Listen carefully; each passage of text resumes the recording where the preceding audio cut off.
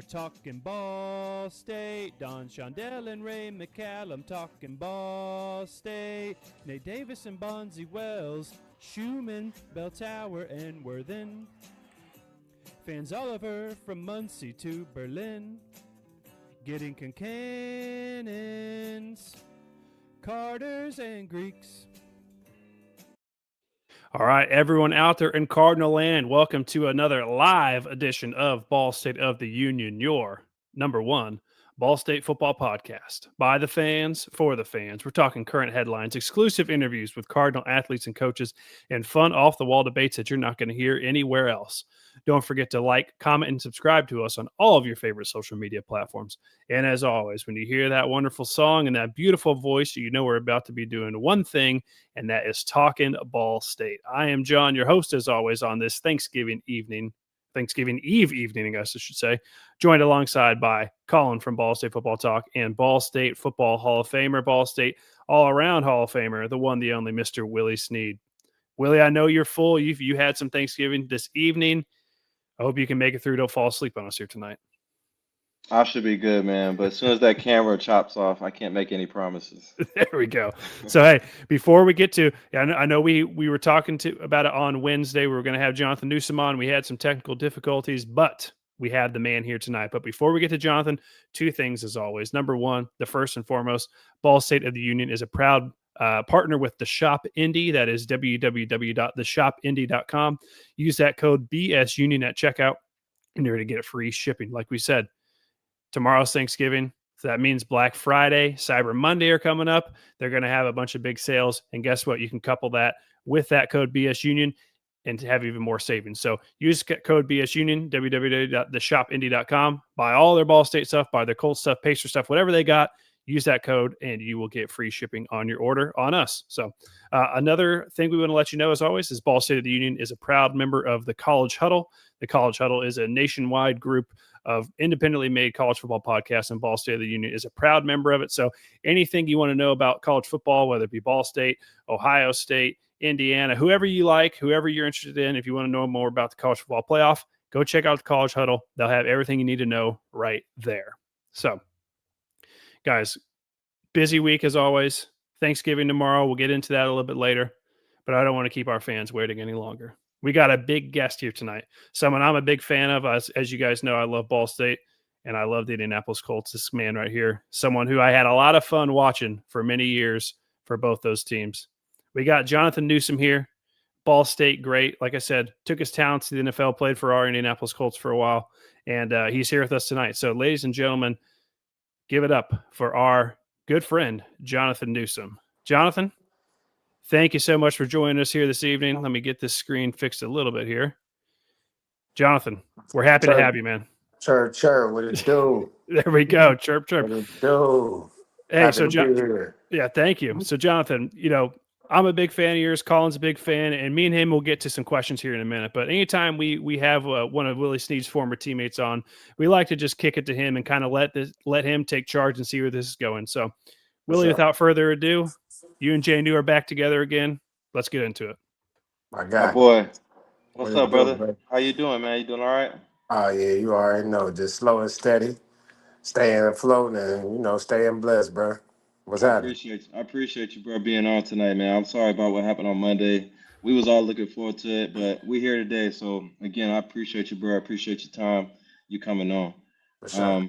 I want to talk about life before football, bro. The last time we spoke, you told me something interesting that I did not know about you that I thought people would love to hear about your story before you became a football player, bro. You never was in love with the game of football till you fell in love with it at the end of your middle school life. Kind of talk about what life was like before football and, kind of speak about the other talent that you have that you kind of graced me with a couple weeks ago. Okay, so for those who don't know, I was a childhood actor pretty much. I grew up in the church. The lady at our church, she was one of the secretaries, and she ran the holiday programs. Like whenever we had a Christmas program, Easter program, or something like that, she would get all the kids from Sunday school, and she would come up with like basically a performing arts sequence, some type of play, some type of just a performance for the church to come to on that Sunday. So I've been everybody from Martin Luther King to Jesus to all these different characters, just growing up in the church acting. So once I got to the 5th grade, we had a teacher that was that had came on, and basically he was the music teacher, but he ended up basically being like the performing arts teacher. So he ended up writing some plays, and we were able to audition, and I got the parts that were the funniest and the main character, and I really, showed out in my roles that they gave me as a child. So that took me to decide to try to become an actor. At one point I wanted to be like the next Denzel Washington pretty much, and so I went to the Cleveland School of Arts. Coming out of elementary school, I I auditioned. I read, I had to do an audition at the School of Arts. Basically, I wanted to get into the Cleveland School of Arts for drama. So I went there and I did a monologue, just acted out Maya Angelou's Still I Rise poem. So I'm Still I Rise, got in front of them and really, performed that poem. And I Yeah. got into the School of Arts, and I spent 2 years there. But as I was playing, as I was learning how to be an actor, I had also, I was also still playing football. I started playing football before I got into the School of Arts. I started playing football back in the 3rd grade, Hmm. and I bounced around Muni League, but I basically grew up in the Glenville area and played for the Glenville Titans Little League. Once I got out of the School of Arts, I went to the eighth. I was going into the 8th grade when I left the School of Arts, and I had basically decided to take football serious because I had ended up getting bigger than everybody. I was too big to play Muni League, so I started playing middle school, and from there, football took off. So. That's awesome, bro. Like when I heard that story, man, I was like, man, don't nobody knows that about JNew, man. Yeah, That's a I was supposed to be in the movies, bro. I wasn't even, and football. and you I and always you just been, uh-huh. multifaceted, bro. Just whatever, I decided to do. I'm pretty good at it for real. So And you just recently dropped the movie, right? yeah, so I got back into it. There's a film company back in my hometown, Cleveland, Ohio. They're called Hollywood in Cleveland. And Hmm. I began watching their films and their urban TV shows that they created. They started off on YouTube, and I became a fan of a show called Heights Girl. So it was about a girl that grew up in Cleveland Heights. And Hmm. from there, I was watching it while I was in Canada. This is like 2016 because I went to Canada. I didn't get no cable. I was just, internet, and I was on YouTube watching stuff. And I became a fan of like urban movies and basically, those independent films and stuff that don't always make it to Hollywood. I Right. was just, I fell in love with watching that stuff. I kind of was like that when I was a kid too. I liked all those type of movies. So time goes on. Me and the director and the creator of all the films end up following each other on Instagram to the point where, now they just started making movies on Tubi. They done blew Mm. up. And I reached out to him and I said, man, I always wanted to be an actor. If there's ever an opportunity for me to become be a part of one of the movies or a TV show or something, I would love to. And he basically told me, he was like, yeah, we have people all the time that want to get in the movies and they say, hey, I want to be an actor and stuff, but they're not serious. So he wanted me to actually come and audition and show that, can you act? Because people want to be in movies, but they can't act. Right. So 2 years ago, I went to audition for a movie that he was shooting, and I killed the audition to the point where when I left, I really thought I had the part, but they didn't see me fitting in that exact role. He called me back 2 years later, just this past year, and they actually had a role for me. And I didn't really even have I auditioned for it, but it was like I already had the role based on my last audition. Right. So they had created a whole role in the prequel to this new movie so they're making a prequel to a movie that they already had on Tubi. It's called Black Men Don't Cheat. Now, Black Mm. Men Don't Cheat ended up being their biggest movie ever. Mm. So doing the prequel, they already expected that this was going to be big, just as big, if not bigger than the first one. Right. And so I was excited to, get that opportunity to be for my first movie to be such a big role for real in a big movie. And it actually just hit number one it was number one on Tubi for a long time. I don't know if it still is, but I know it's one of the most popular movies on Tubi right now.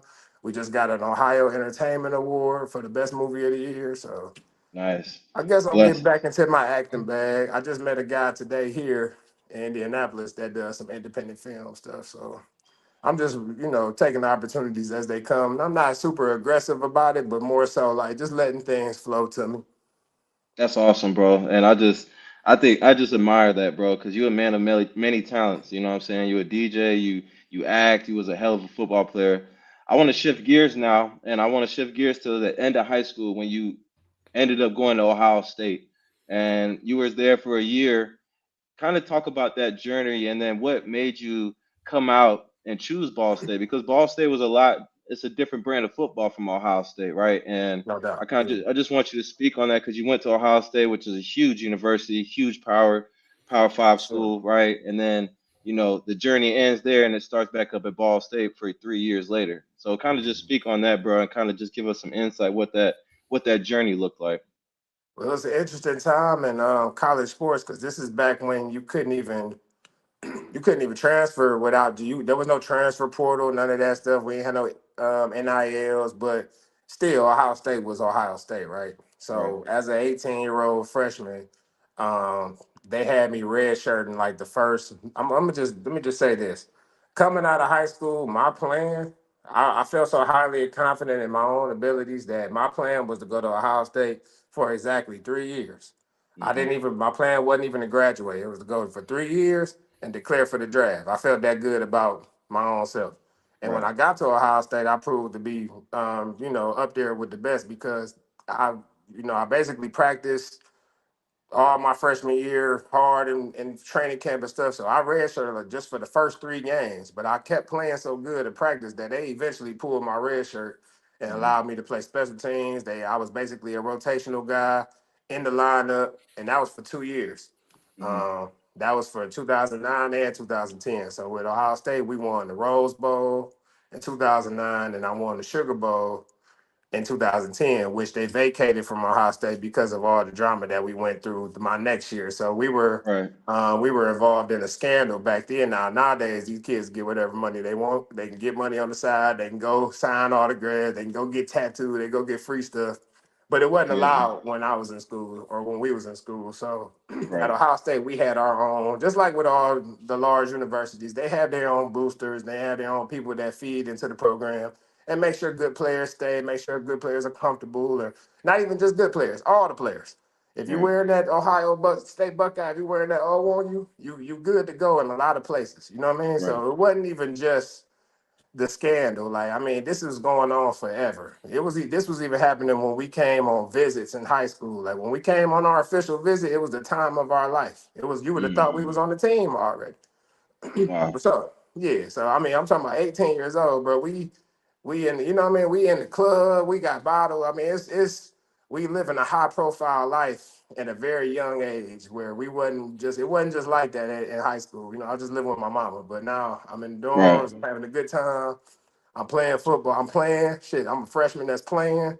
I was having a lot of fun, bro. To the point where my grades got to slipping. It started to show in my academic performance. Now this only happened in the spring, the Hmm. time where we wasn't playing football for real. My grades would drop for some reason because I didn't have the right type of balance.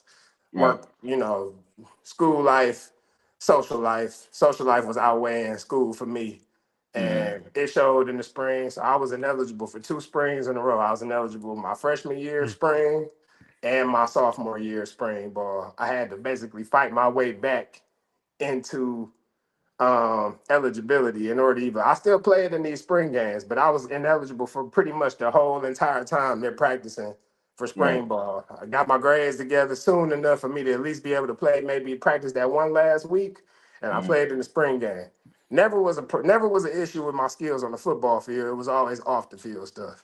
Right. That's just young dumb shit, right? So, Yeah. you live and you learn. But I had basically dug myself into a hole when it came to the trust of my coaches. And Hmm. Luke Fickle was my defensive coordinator. He was my linebackers coach. He's now the head coach at Wisconsin, I believe. Yeah. Um, and Luke Fickle basically told me, like, you're going to have to work your way back up going into your junior year. So I was going into my junior year. No, I had already knocked off 2 starts as a sophomore. So I'm thinking I'm next up. Even though Right. I was ineligible, none of that, I'm thinking, like, don't know that shit matter, man. It's time for me to play. Hmm. And when he told me that I was going to work my way up from third string, basically going into fall camp. I didn't like that. I'm gonna be honest. I wasn't. I'm like, nah. You got these 5-star recruits coming in. I done seen guys get buried on the depth chart after messing up so many times, and it didn't matter. At one point, even if they got it together, it was like it was already over with for them. Like you're not getting your starting job back. You're not getting your jersey number back. That type of stuff, right? I Right. seen that happen to guys that I'm close with. I just didn't want that to be me, and I feared that. See, I'm gonna be honest with you, man. Ryan Shazier was coming in Mm. when I was leaving, and balling, Yeah. as a No, he was freshman. Even as a freshman, dog. it was just like, now I'm like, nah, this motherfucker about to play. And, Yeah. and I'm over here I'm fucking up. And Shazier coming in, I'm like, you know what? I'm gone. I ain't about to fight this battle. I was ready. I put my name into the transfer portal at whatever that was at the time. I ain't even know, Right. but I just know I was gonna have to sit out a year transferring Division 1 to Division 1. So that was something I had to come to grip with. I'm like, okay, well, I'm gonna have to sit out of here, but at least I got my red shirt still. I didn't burn my red shirt at Ohio State, so Right. regardless, I'm about to red shirt my junior year. And the reason I chose Ball State, and I mean it was tough, bro. I ain't gonna lie. I was sitting in tutoring one day at Ohio State. I was finishing up, just trying to get all my grades together to get ready to transfer some from my transcripts and shit. And I'm sitting in tutoring, and it's a blizzard outside in Columbus, man. It's Ohio, it's the Midwest, it get cold. And Right. I get a call from the coach from Hawaii. And he's like, Jonathan, what's the weather there right now? I'm like, it's a fucking blizzard right now, coach. I'm trying to figure out how I'm gonna get home. I'm trying to figure out how I'm gonna put gas in my truck to get to the house. Honestly, like I don't know what's going on out here. And I'm like, what's going on out there? He like, well, we just kind of basically just waking up to paradise. It's about 10 a.m. here. The guys have already had practice. They're off to school today. Once they're done with classes, they're done for the day. I said, so y'all had practice before y'all go to school? Like y'all had practice early in the morning. So in Hawaii, they were practicing at 6 a.m. football practice, like full football practice, not just the weightlifting. They would lift and then they'll go practice and then they'll go to school and they done for the day. Mm. And he said the weather's nice and all that. And my boy Mike Edwards was there at the time. Yeah, I know, So Mike. yeah, so I'm like, I don't know. I'm like, this might not be the move because my goal was always to go to the NFL. You feel me? Right. Like I told you, coming out of high school, I'm like, I'm 3 years and I'm going to the NFL. So Mm-hmm. my next transfer move was going to be based on who was going to give me the best chance to go showcase my skills so I can go into the draft and go get drafted. Yeah. I didn't think Hawaii was going to be a good fit for me going from Ohio State having a good time. I could see me just having too much of a good time in Hawaii, right? Right. Yeah. I'm like, this Fact. shit sounds way too fun. I just don't even need to go out there. So I had a couple of friends back in Toledo, a couple of guys I played with at Glenville.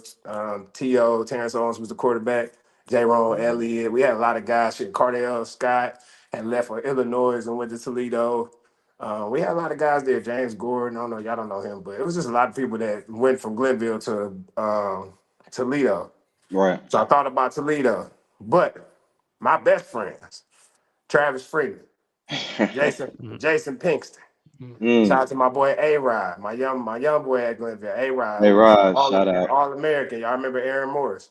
I All do. American, all MAC his freshman sophomore year at Ball State. Mm-hmm. Toriel Gibson, what I mean, wide Mm-hmm. receiver.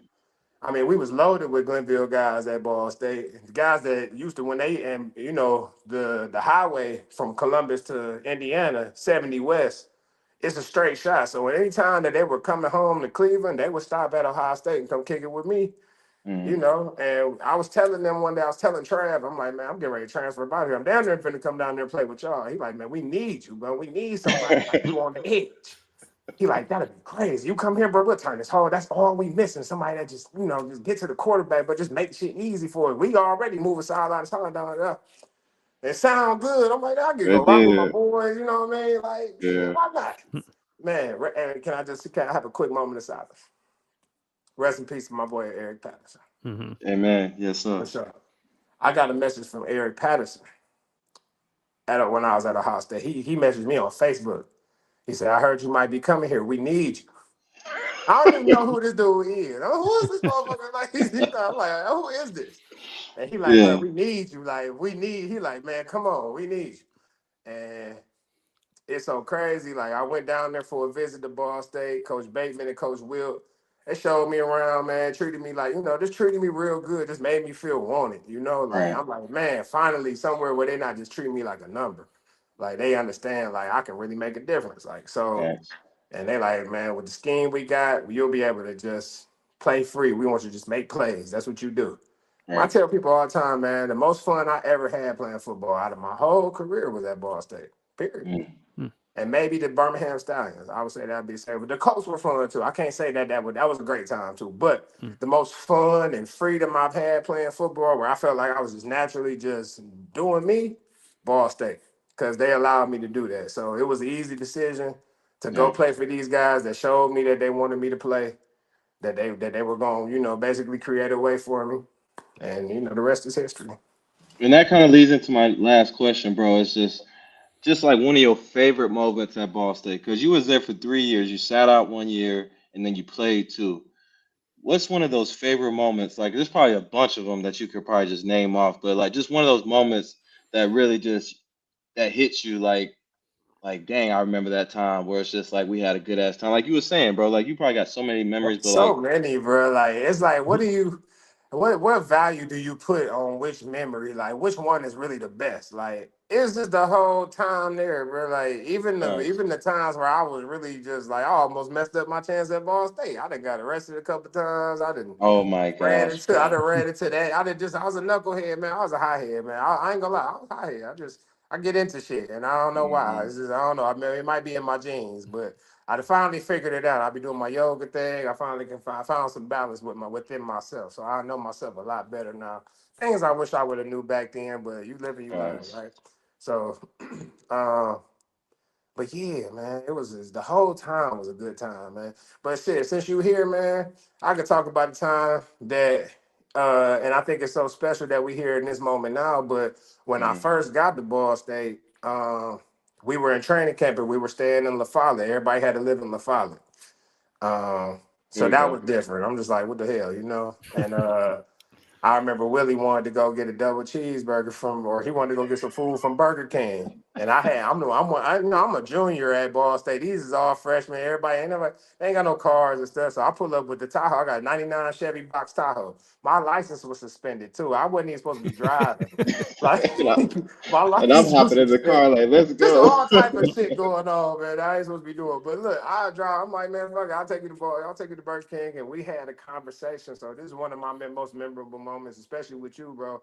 Is when we were driving to Burger King and we were just getting to know each other and we talking about it, talking about our goals and stuff. And we both looked at each other right then and there. And we like basically just made this pact. Like we going to the league, bro. We turning this program around and then we going to the league. It was crazy. Hmm. Like I don't remember exactly word for word what we said, but it was along the lines of it was that serious. Yeah. Like we was talking about real life. We trying to make it up out of here. I didn't come here to play no games. Like Yeah. I'm here to let people know because they sleeping on me. They were Right. sleeping on Willie. They were sleeping on me. Right. And that's validation, bro. I remember that conversation. Now that you bring it up, I remember that conversation vividly, and that was just confirmation about my goals, knowing that somebody else is trying to do the same thing I'm doing, in the Yeah, same place that I'm at, yeah, trying to do the same thing. And I'm just like, man, like all I need is another dude on that same level, and they on the yeah, opposite side of me, just ready to push me. And that's a beautiful memory, bro. I really appreciate them. That's why I appreciate our relationship because it's like at the end of the day, we came from the same beginnings, right? And you made it. You played 7 years in the league, went to the CFL, was a champion, came to the USFL, was a champion. Like you did yeah, remarkable things, bro. And I just think sure. those relationships that we built in college, just with people that you close to and you can connect with, right? Like those people push you to be, your better version of yourself, right? Because I feel like if you're not there, if Eric Patterson's not there, if Travis Freeman is not my roommate, I'm not the version I am. You know what I'm saying? That I need to be at Ball State to chase my goals, right? To leave my junior year when you guys left, to leave with y'all, to have that confidence. So Yeah, man, I second that, bro, because that's a beautiful memory, yeah, and the fact that you just mentioned it, bro, I remember it vividly right now, and it's yeah. just like, man, it hit me That like a was ton of crazy, bricks. bro. Yeah, I was Hmm. like, man, that's crazy, man. We really, yeah, God, it's just the beauty of the world we live in, God, the universe, whatever people decide whatever the power is. I don't want to get into all that, but y'all know God created everything happens exactly how it's supposed to. Like we Exactly. right Yep. on time. Even with Hmm. the little mess up on Sunday, I didn't Hmm. worry too much about that because I knew whenever the time came for us to have this moment, it was gonna be special and it was Hmm. gonna be right on time. Amen. Yes, So, sir. we good, bro. That was a special memory. So, and there's a lot of more funny stuff I could probably point out. A lot I of thought you was gonna football. talk about that hit. I thought you was gonna talk about that hit Oh, when from I training hit you in camp. practice, I thought you was gonna bring that up, bro. that was Real gonna talk. be that usually follows up when I tell that story. And you're like, then you remember I smacked you in training it like the first. It was crazy. This is our first training camp together. Willie caught an out route. I ain't even supposed to be over there. I think I had to drop this one play, and then I'm like, I just turned and ran. He caught the ball, he turned and ran, I turned and ran, met him right at the point. Pow! Smack Willie, yeah, like, yeah, let's go. And he got right up though, and I'm just like, I like this motherfucker right here. I'm like, I like this motherfucker Willie Sneed, man. He gonna be something. He gonna be something for sure. Yeah, My then you went God. out there and made history, bro, man. So proud of you, bro. So proud of No everything doubt, you bro. did and accomplished, man. You're a hell of a dude, bro, for real. Appreciate But that, yeah, bro. man, football wise, I would say our game against the Army was crazy. They took back my crazy. I had a touchdown that game. They took it back. Ooh, We okay. stole the ball from the Army. Kenny Lee pitches it to me. I'm stride. I catch it. Took it. I almost damn near fell on my own damn foot. I was trying to get about. I felt like a dog was chasing me or some shit. Man, they just called it back, said it was an illegal lateral pass. Man, we would have been number one on ESPN that day for that play. For That's real, it right. was the best play in college football that day against the I Army. And love then when that. we went to Virginia, we turned up on them boys. That Oh was that yeah. was that was the Ooh. that was the wake up the nation game for me, you, everybody. It was just like, oh, who was these motherfuckers? Like, yeah, we went in Virginia and really whooped y'all ass. Not Hmm. That's right. just not just oh, Ball State got away with a win. No, we went in there and whooped y'all ass, and y'all had all them good players, all them NFL prospects. Even to this Mm, day, man, shout out to Morgan Moses, man. One of my, he was the number one offensive lineman in the country. right. And I got the best of him that day. And he'll tell you, he was a good reason why I got drafted. Because when they was drafting him, they was asking about, who was your hardest competitor? So he was always shouting me. He like that dude from Ball State. Mm, I never forget that's the best player I ever went against. What he said. I love that, bro. Yeah, John Collar. we got some, the stats. I would love to be in the Hall of Fame and all that, but I say like, as far as my career, I'd have went against a lot of good players, and I'd have held my own against some of the best. So Every time, bro. Every yeah, Hmm. time, so man. yeah, so it was fun. Football was fun. I miss it. I definitely miss it. So Hmm. Yeah, and everyone out there listening, if you got any questions for Jonathan, be sure to put them in your chats wherever you're watching the show right now, and we'll get them to him before we let him go here in just a little bit. But Jonathan, I wanted to kind of transition out of Ball State now into your time with Indianapolis Colts. Obviously, tons of Ball State alumni and fans are also fans of the Colts. We were all super excited when you got drafted there. I believe you're the first player ever drafted from Ball State to the Colts. And me and you, Jonathan, we just missed each other. I worked for the football team right after you left at Ball State. I worked for the Colts in the equipment room right after you left there. So we kind of damn, just kept missing each other's paths. So shout out to my guy Frog and T, those guys in the bro, equipment room. Those are man, good yeah. folks, man. Good Yeah. man, So good people, man. Good hey, I people just all want to throughout the building. yeah, say great place. I enjoyed my time there. I'm sure you did as well. So I want to talk about kind of your draft process and kind of what that looked like and kind of where you were when you got drafted and kind of how that phone call went. I was at my mom. I was just crazy. I was just talking to my mama about this today because we were talking about old houses that we lived in, and it was this one in Austell, Georgia. That's where I was. I was at my mom's house in Georgia. I told her that's one of my favorite places that we always lived that she lived at. And I was like, I got drafted in that house, remember? And she was like, sure did. I was like, yeah. So what happened was I was projected to go third round Mm-hmm. as Mm, the highest projection I was getting. So I'm like, okay, and then when third round passed by, I'm like, what the fuck? And I'm and so I'm like, then the fourth round, and I'm just like, damn, bro, like I don't know what I'm gonna do with myself if I don't get drafted. Like I was low key going through it. I'm like, I was talking to God, I prayed. Like I'm like, God, please, like just guide me through this because it's nerve wracking. It's like I'm seeing people I know I'm better than get drafted. I'm seeing me get passed up by every team over and over again. Nerve wracking. I ain't gonna lie. So to calm my nerves, I went. My mama had a nice fenced in backyard. I say about maybe 25, 30 yards long. So I go from fence to fence, just start running gassers. I'm like, I'm just gonna stay ready. I gotta get my mind right there. I'm about to get it out the mud. I ain't even finna get picked. And then then I hop in the shower and then I get a phone call and it's from my high school coach, Ted again, senior. He calls me, he's like, "What you doing, man?" I'm like, "I'm in the shower." Like, what? And then he like, "Man, the coach trying to draft you, man. They calling me looking for you. They can't get in touch with you." I said, "Oh shit. Tell them to call me." You know what I mean? Like, they got my number. So then I get on the phone and it's Coach White, Brad White. He was my linebackers coach. Mm-hmm. It's Coach Pagano. It's everybody. It's Gregson, Ryan Gregson, the general manager. And they like, "Johnny, how you doing?" You know what I mean? He was like, "Listen, we're getting ready to draft you." He was like, "Well, I want you to tell me that you're gonna come in here and work, and you gonna leave all that bullshit behind you. You gonna come in here with your head down, and you gonna get to work." I said, "I got you. I'm coming. I'm about to show you. You know, I'm that dude. I got you." And they drafted me. You know, I saw my name come across, pick fifth round, pick 166. I was turned up, man. I was excited, man. It was one of the greatest days of my life. Amen. Yeah, and Jonathan, in that era of Colts football, they were, going into that 2015 season in that era, they were like Yeah, we Super were Bowl thinking Super Bowl. aspirations. They were Yeah, we Super were Bowl thinking Super aspirations. Bowl. So there was a lot of veterans on that team. And as you can see Yeah. right over my shoulder here, a good friend of mine, Mr. Robert Mathis, had been a teammate of yours at that time. Yep. Can you talk about like that, the locker room you walked into, some of the veterans that were there? Was Robert a big influence for you? Just kind of when you first got into Indianapolis, kind of what it was like when you got there. Man, ooh, yeah, we definitely had a lot of OGs in the room. Like it was a lot of vets. Like really though, I didn't know. You know, this is my first NFL team, my only NFL team, but still, like I don't know what I'm walking into. My whole thought process is I'm here to take somebody's spot. That's how it's always been with me.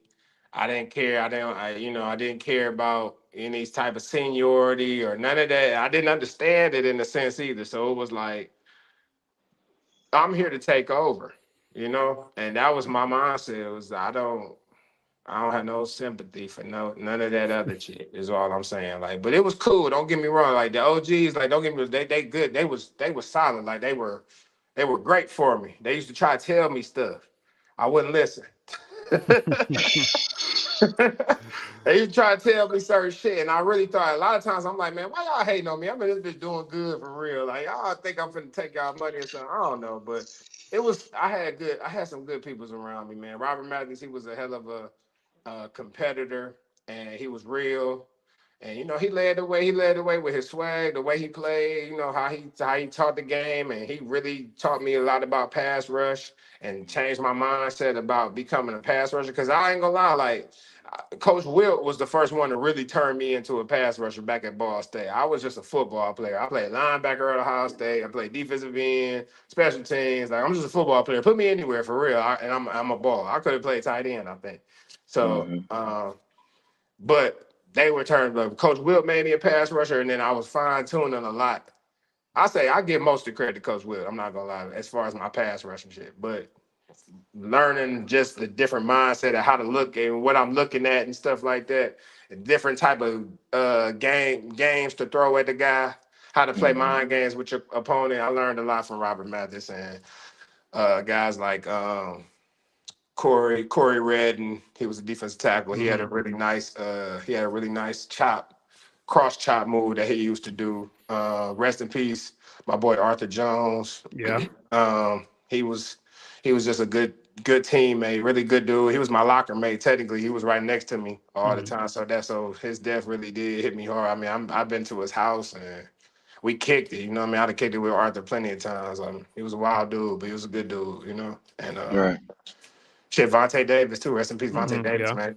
A lot of my teammates with the coach died, bro. Like Zerline Tipton. We played with Zerline in the MAC when he went to Right. Central Michigan. Zerline was one of the top running backs in the MAC.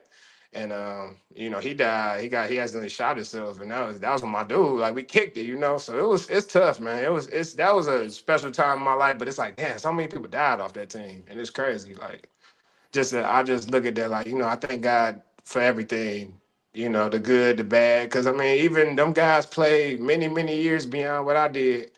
But damn, they gone now, you know. And it's like, Yeah. you just gotta take the blessings with life, man. It's a lot of misfortunes, a lot of things that are gonna go wrong. Don't exactly go how you plan for it to go, but the point is to continue to grow through it and to be able to keep your head above water and to keep moving forward. You know, keep moving upward and keep moving forward because everything upstream, man. It only get better for real, and mentally you get better. You know. Absolutely. So Hmm. you just gotta have that tough mindset to get through it. So my time with the coach was very like when I look back on it, do I wish I knew what I knew now? Yes, I would have been a way better professional than I was with the coach. Hmm. Uh, when I got to Birmingham, I displayed good professionalism and what I had learned over my course of going to Canada and dealing with the stuff up there and then coming back and retiring for 2 years. And it's like, man, if I had another chance to play football, I would do it this way. So I was able to do it right in Birmingham. But with the coach, it was a learning curve for me. But it was also a time where I was playing very good. You know, Mm-hmm. like For it sure. got to the point. So I had got there and I was eating a lot because back when I played, it was a thing that you couldn't really be a small defensive end edge guy. Now all of them are 230 and running 4.3s and shit like that. But when I was playing, they like you got to beef up, you got to put on some weight. So when I got to the coast, I mean they feeding us 3 times a day, they're giving us a lot of money. I'm eating, you know, and I Mm-hmm. gained a lot of weight. I got up to like 260 to the Woo. point where the GM pulled me to the side, probably like fifth game of the season. He like, you're not looking like that dude that we drafted in football. You tired, third play in the game. I remember it was after we had just played a hot ass game in Jacksonville. I remember I got in, but it was like 3 plays. I had to chase a dude down. I got up from the tackle. I said, get me the fuck out of here. I can't breathe. The coach was like, no, stay your ass in. And I was like, I'm in the game like this. So I think that just didn't sit right with the coach. They like, man, motherfucker, you are too damn fat out here. Like, you know what I mean? Like, you Mm-hmm. gotta lose some weight. And when I heard that, I felt good about it. I'm like, cool, because I wasn't trying to. I'm doing this because I thought that's what y'all wanted. I get back to my regular eating habits. You feel me? I never really ate much for real. I ate good. I could eat good, but I wasn't one to stuff myself. But I stayed around my good playing weight. My best playing weight was probably like 235. Mm-hmm. So when I got back down to like 245, 240, everything just started. Everything just started clicking. Like I was moving at a different speed, bro. And I ended up leading the team in sacks Hmm. with Mm-hmm. less reps than everybody. I wasn't even really getting in the game that much, bro. I just was making the most out of my opportunities whenever I did, and I played special teams. And Right. I took pride in my special teams play because I had a great special teams coach. He stressed the importance of it, and I played with Pat McAfee too. You know, he's a Hmm. legend. So Legend. and Adam Vinatieri, one of Hmm. the greatest Mm-hmm. kickers in the world. Yep. So I played like my time with the coach was fun. I mean, we were probably one of the greatest special teams units in the history of NFL. We had the greatest kickoff unit, mostly because Pat was just booting them all the way to the back of the end zone. We wasn't getting nobody was returning any kicks, but when they did, shit, we was causing fumbles, tackling them Right. inside the 20 and stuff like that. We had a solid punt return unit. We ended up getting Josh Cribbs. That Mm. first year, Josh Cribbs was our punt returner. He made big plays. Man, I got to play with you know, coming from Cleveland, shit, that was cold. You know what I mean? I Hmm. get to play with Josh Cribbs. I got to play with DeQuell Jackson. Hmm. And that was Mm. one, you know, he was a legend with the Browns, and he ended up becoming a middle linebacker for the Colts. Yep. Yeah, man, it was a good time, bro. I had a real good time playing with the Colts. I ain't gonna lie. That's awesome. I don't regret nothing other than just I wish I would have just been a little bit more professional as far as my everyday choices. Now Yeah. I definitely was growing in that area. You know, I started yoga when I was with the Colts. That was the first time I ever did yoga. And another one of my OGs, Mike Adams, he was the safety. Hmm. Um, he's the one that really got me turned on to self-maintenance as a professional. Like not relying on the team doctors, not relying on the team weightlifting coach or any of them people. Like, yeah, you go to them because that's your job, but you got to invest on the outside Right. into chiropractor, massage therapy, yoga, just different stuff for maintaining your body, a Right. nutritionist, stuff like that. So he put me on that game as far as like, becoming a professional in that way. But I was kind of growing in it slow. Like the first thing I took up was yoga. Right. And when I got to Canada, I ended up getting my diet and the way I eat way better, became a lot more holistic in that area. So no, my whole football career just been a journey, a life journey. Honestly, it's been I miss it, like I said, but it got me to this point. I don't even know what's next, but we Right. flowing. I'm just being a dad. And I'm just being a dad and trying shit. Getting back into the acting. I DJing really took off crazy, and that kind of stemmed from football as well. So. Mm-hmm. Yeah, I wanted to touch on a couple things you said there before I kick it over to Colin. He has a couple questions as well. But first, you're talking about Mike Adams. I actually moved him out of his apartment that he lived in when he was heading back to Delaware when he left the Colts. So shout out Pop, Yeah, as they call him. pops, yeah. So that's one. And then the second thing was you're talking about putting on all that weight when you got to there. Now, I don't like to admit this, but Jonathan, when I got to the Colts as well, we started getting those meals in the cafeteria. I put on a little weight myself, and our defensive coordinator at the time, Ted Monachino, he pulled me aside one day and said, "Man, you're getting fat. You need to cut back on what you're eating." I said, "All right, thanks, Ted. I appreciate that." Hey, there's people in the organization, they ain't have a problem telling you you're getting fat in that. That's thing. right. Yeah. They'll tell you. You walk in that building, everybody is blatantly honest. I remember one day Coach pulled me to the side. He's like, "Why you looking so mad?" Wow, shit. I'm like, my bad, man. It's 6 in the fucking morning. That's why. I've been out all night at the damn strip club. That's why. Hey, all right, Jonathan, one more Colts thing, and then I'll give it to Colin. So obviously your time with the Colts was very impactful. It wasn't super long, but you did produce a very iconic photo that I think a lot of Colts fans will know. I'm going to pull it up here right now, and I wanted you to kind of walk me through it and kind of what it means to you. Obviously Colts fans, it's the house that Peyton Manning built, but you got to Peyton Manning, and this is an iconic photo that everyone. Hell, Jonathan, I even have a copy of it here in my office. Hey, that's signed by you there. But so walk me through this because, there was many years where we didn't want to see Peyton down on the ground, but on this day, I was cheering loud. We needed it, man. We needed it. My first realization that I had made it to the NFL was the first time we played Peyton is when we went to Denver my rookie year. It was earlier in the year. So we had already went there and lost. I think we lost. Yeah, we did lose to them the first time. And I had a picture where I'm kind of just lined up and Peyton is across from me. And I'm like, yeah, this shit is surreal. Same thing happened when I went against Brady too. But on this particular day in the playoffs, like I said, I was basically coming off of my rookie year where I led the team in sacks. So I'm a consistent rotational player now. Matter of fact, I'm damn near a starter without being a starter. Mm-hmm. Maybe a few plays before this actually happened, it was third down. We trying to get off the field. Peyton goes to the line, he checks, and then it's looking like he finna snap the ball. He's like, "Hi!"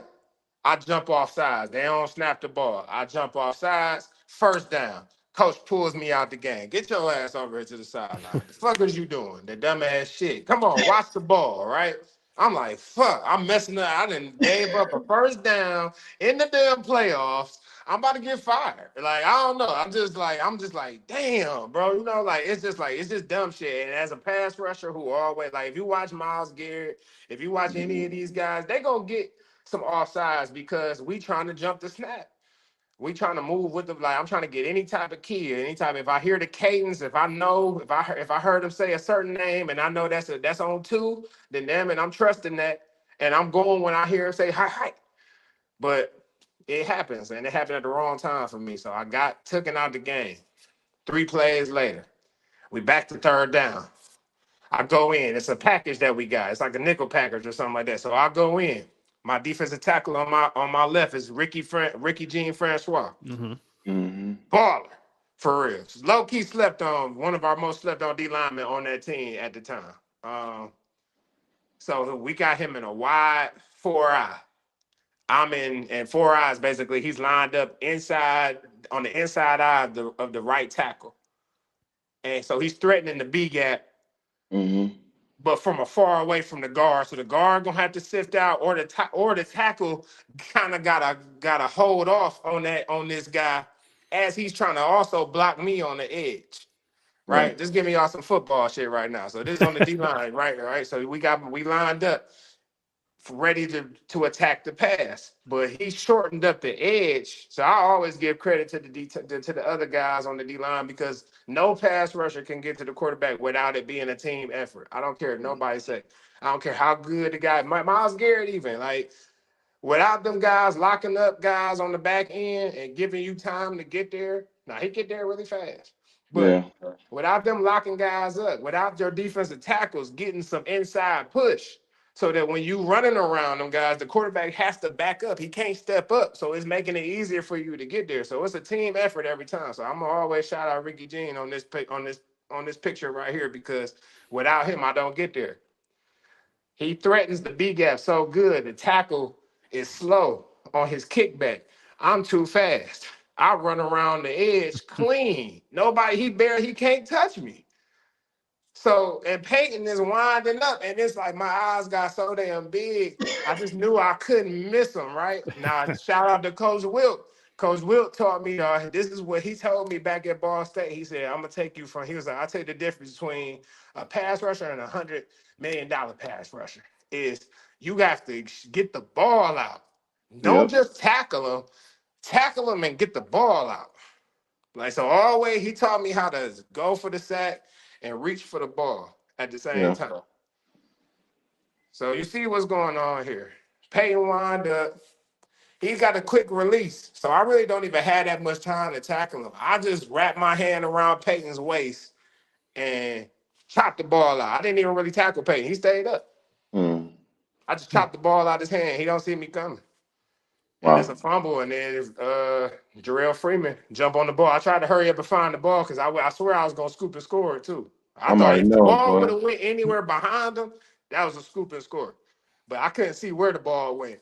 Luckily for us, Jarrell Freeman jumps on the ball, big turnover, and from that point, Peyton wasn't the same the whole game, bro. He was patting the ball. He was just stuttering a little bit, because we was getting at their D-line. We was getting at their offensive line. They had a good offensive line. I think his name was Ryan Clady or some shit like that. He was like one of the top offensive linemen in the league at the time. That's awesome, bro. Cooking them boys, man. That's right. They're cooking. That's the best. And out there cooking. Yeah, Ricky Jean, Francois, Jarrell Freeman, those some names I haven't heard in a while, but they were great players for us back then. So yeah, that's a little trip down memory lane. Yeah, I've had this picture in my office for years now. I got at the Circle Center Mall a long time ago, so I've had it ever since. So it's been great here. So I know Colin had a couple questions for you as well, kind of past your Colts tenure and kind of what you did after there. Okay. Before I even get to that, because it was super interesting, you were a super productive player even after the Colts. I wanted to give you a little shout out because I found this stat.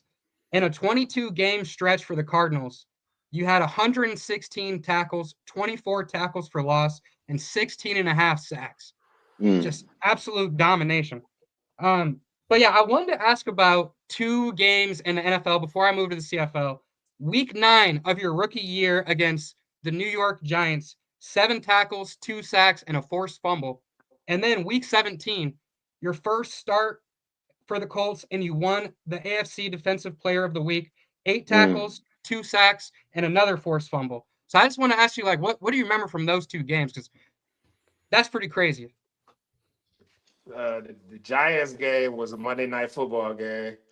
They had Eli Manning. They had Peyton Hillis, Odell Beckham Jr., Victor Cruz. I think they had a whole bunch, like, they just had guys, right? And it was Monday Night Football, and it was just time to shine, bro. I ain't gonna lie to you. Like, anytime like the lights come on, I don't shy away from it. I'm turned up, and I'm gonna show it. It was always I just always had a chip on my shoulder, man. I always felt like everybody was sleeping on me. So any chance, any opportunity I got, I always tried to make the most out of it and just play my game, man. My mom always told me, she was like, man, go out there, play your game. Like, do you. When you doing you do the best. So did that game against Eli Manning. Yeah, man, we just beating the offensive lineman, bro. I just remember it just feeling super easy out there, and I was getting a lot of tackles. Like I just active, man, just playing, just doing my job. Honestly, like shit, football is a team sport, so I mean, without the other guys doing their job, I don't make none of those plays, you know. So I'm still gonna just say like shit. I mean, I did an extraordinary job doing my job. Now some people do their job just good. I feel like I used to do my job extraordinary good. So we gonna make it. We gonna get sacks. We gonna make plays. We gonna get the ball out. All that. And the same thing in my first start against the Titans. That was. I think I found out I was starting that. That it might have been. No, that was in the playoffs that I found out I was starting just all of a sudden. That was against the Patriots in the deflate game. Mm. Mm-hmm. They came to me right before the game started and told me that I was going to start that game. But so I knew Wow. I was starting that week in week 17, and shit, man, it was like, hey, it's my first start. I was listening to Lil Wayne before the I was listening to Carter 2 before the game Mm-hmm. started. I felt it in the air. I ain't gonna lie, my mama was there, my sister was there. They was in Tennessee. And I'm just like, yeah, man, we I'm like, today gonna be the day they gonna find out. Yeah. Everything that they've been hiding. I'm about to show y'all. I'm really one of them. And it was like that, bro. I was crushing them boys, man. Charlie White. They had Charlie Whitehurst out there. Shout out to Charlie, man. We ended up training together at one point down in Georgia. But yeah, I was out there kicking their ass, man. They had a backup tackle too. And he ended up playing for the Colts the next year. But he even told me, he was like, man, I don't know why you did me like that. That was his first start. It was like they had a guy hurt, so he had to come in. It was like a new guy on the offensive line, so it was like, oh yeah, we gotta take advantage of him. He ain't got Facts. the timing down, none of that. It was just everything just played in my favor. All glory to God, man. Praise God, man. JNew, I can relate to that Week 17 performance because when Kent State and Ball State were playing this week or this year, and I drove down to Ball State, 2.5 hours away, I sent Willie and John Carter 2 song. I don't even remember what song it was, but I was in that mode, and I was crushing them too. But it was just Bud Hey, Light. So it wasn't and exactly the same, but that classic Wayne, that mixtape Wayne, that it's music from crazy. the 2000s, early 2000s period, like Undisputed. it turned you into a monster. I don't know what Mm-hmm. the fuck they be listening to now. I'm a DJ. I don't really like it. I don't like none of this shit now. But I mean, that's what they want to. That's what the kids want to hear. I guess shit. Right. The XXL Freshman of the Year list hasn't been good since like 2020, but I'll leave Yeah, that for we another can't even another take pod. none of that serious no more. Remember when the ciphers used Yeah, to be yeah, something on Yeah. beats? yeah. Like none of this is Yeah, I good do no more. remember that. Social media It's that been back. oversaturated stuff. The attention span is gone. Songs ain't nothing but a verse long now. So Right. because Mhm. they ready to hear it, it's a crazy time, man. It's just the times are changing right before our eyes, and we got to be able to continue to adapt with it, bro, or get left behind. Yeah. That's right. But I do want to take us to the CFL times because after you left the Colts, you went to the Saskatchewan Roughriders, and you still were super productive in about like those 4 or 5 years that you played. 62 tackles in 4 years, 11 sacks, and 2 interceptions. That first year with the Saskatchewan Roughriders, 27 tackles, 2 sacks, and then in 2018 with the Ottawa Red Blacks, played in the Yep. 2018 Grey Cup. So I kind of want to know what was that like? What was the CFL experience like? What was the real main differences in the NFL? And what was it like playing in the CFL Super Bowl? Man, CFL was fun as hell. I ain't gonna lie. And I credit most of that to the country of Canada, man. Canada's a great place with great people, a lot of very cultural, and just very kind, like very kind people that I came across, and they're very passionate about their football up there. So I mean, literally, it is the NFL of Canada, and they love the CFL, and um, they're prideful about their style of play up there too. So the main differences between NFL and CFL is it's 3 downs in Canada. So you only get first down, second down, and after third down, it's turnover on downs or you Mm-hmm. punting the ball on third down. Like third down is like fourth down up there Mm. with it. So and also the field is wider. Mm-hmm. The field is wider and longer. I think no, the field is still 100 yards long, but the back of the goalpost is in the front of the end zone, not the back of the end zone. You can get points by kicking the ball into the end zone. You can get points by kicking the ball out of it's a lot of ways to get points up there too. Like with fielding the ball at a certain place and stuff, you can get 1 point, 2 points here and there. There's 12 players on the field on both sides at the time. So instead of 11 in NFL, there's 12 players on both sides of the field. Was They it have hard a for you to wide. adjust, bro? Was it hard for you to adjust to that change up? I say the hardest adjustment for me was being a yard off the ball, the line of scrimmage. So here in America, we're able to have what they call credit card alignment. So if I'm a defensive lineman and the ball is on the line, this the ball right here. I'm able to be, my foot, the tip of my toe is able to be right here Mm-hmm. in the NFL. In the CFL, it's got to be a yard back. Mm. So I'm working on, so the offense, and then the offensive alignment, this is just the ball. The offensive alignment is offset off the ball. So this is how far I am away from the offensive alignment compared to when I'm right here in the Yeah. NFL.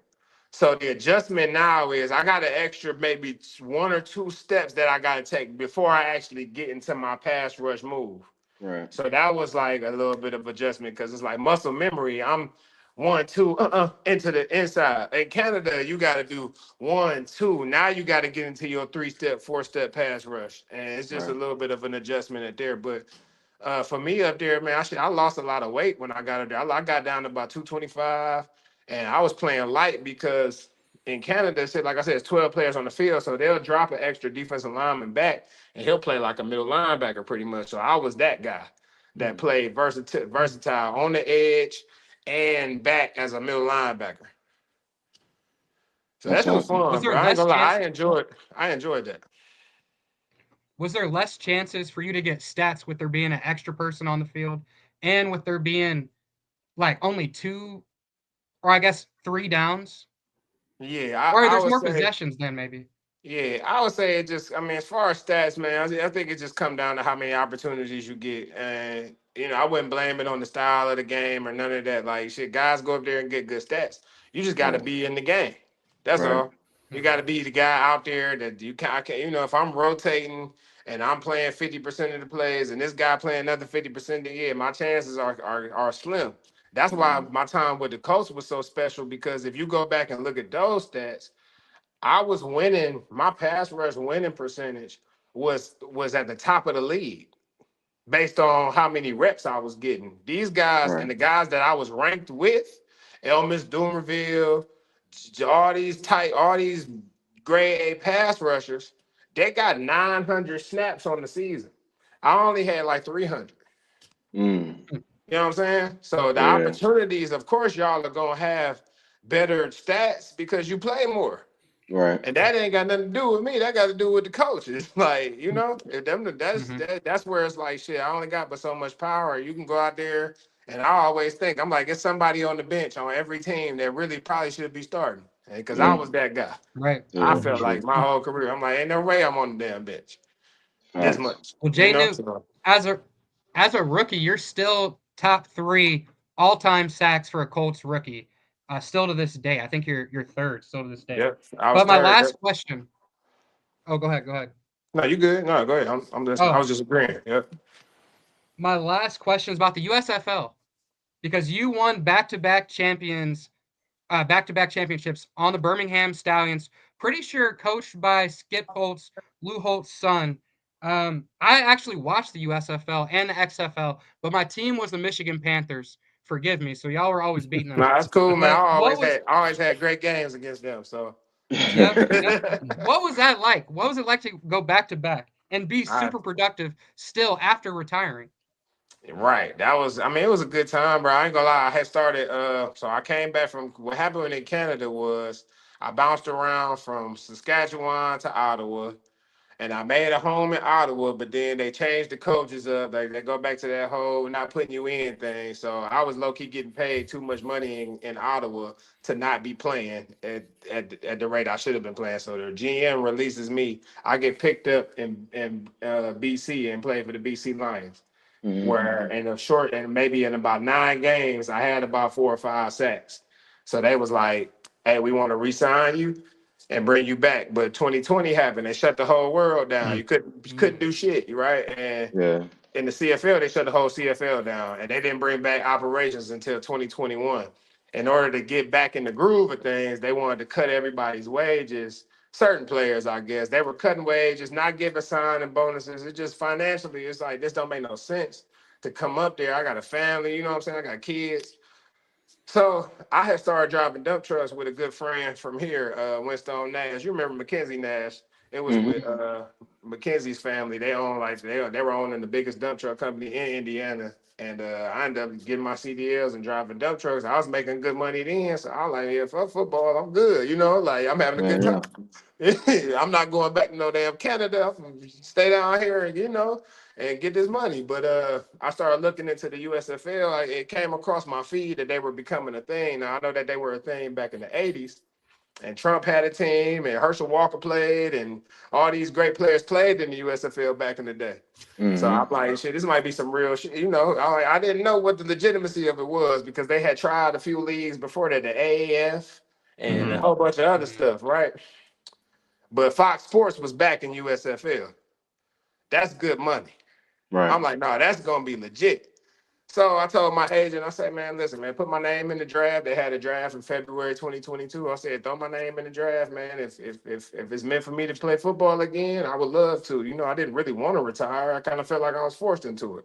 Right. And so what happened was he put my name in the draft. A couple teams were calling me before. It was the New Orleans team called me. I got two different type of phone calls. I got a call from the defensive line coach in New Orleans. And I'm 30 at the time. 31 at the time, actually. It's 2022. So I'm 31 at the time, coming out of retirement in a league full of guys that either didn't get drafted or they did get drafted or they were on practice squad. So basically, he was telling me, he was like, the league is trying to focus on young talent and getting guys opportunities to go to NFL. He's like, I don't know if you really, if you really gonna be what they looking for. Like this the coach calling me to say this shit. I didn't know why he felt the need to come give me bad news or Right. get my hopes down. But I'm like, I mean, bro, listen, I mean, whatever y'all gonna do, y'all gonna do. I'm like, I'm already cool for real, regardless whether y'all pick me or not. My life gonna continue to move forward. So it is what it is. Then I get a call from the Birmingham defensive line coach. Now this is a highly decorated coach. His name is Bill Johnson.